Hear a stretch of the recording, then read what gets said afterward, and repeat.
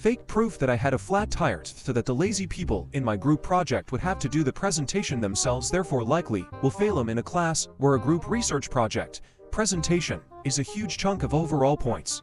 Everyone knows in group projects you always have that one slacker who doesn't do anything that you have to compensate for.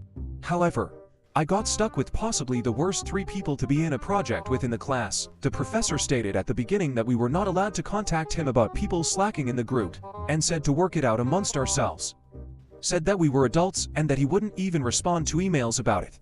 I did the entire research, presentation, poster boards, etc., among many other annoying things myself. I tried talking to them and telling them they needed to put in their share of effort. Ignore. I'd send them tasks to do. Ignored. I'd try to schedule meetings. They'd say they were coming and then leave me alone at the library. This happened from the get-go. It was abundantly clear that they expected everyone else to do the work, but everyone else turned out to be just me. Rule. We couldn't have things 100% memorized word for word, and we couldn't read off of anything. We had to actually know the subject. I was fully prepared to do most of the talking and even wrote down a small script for them and told them to know what to say during their part, at the very least.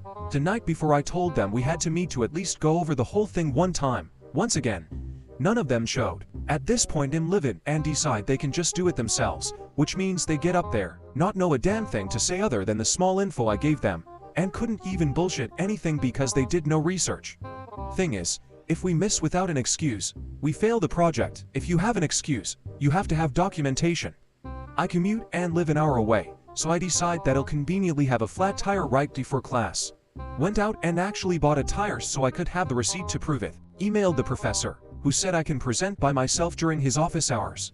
Turns out, they completely bombed, and not only probably failed a project, but since they're bad students might even make them fail the class.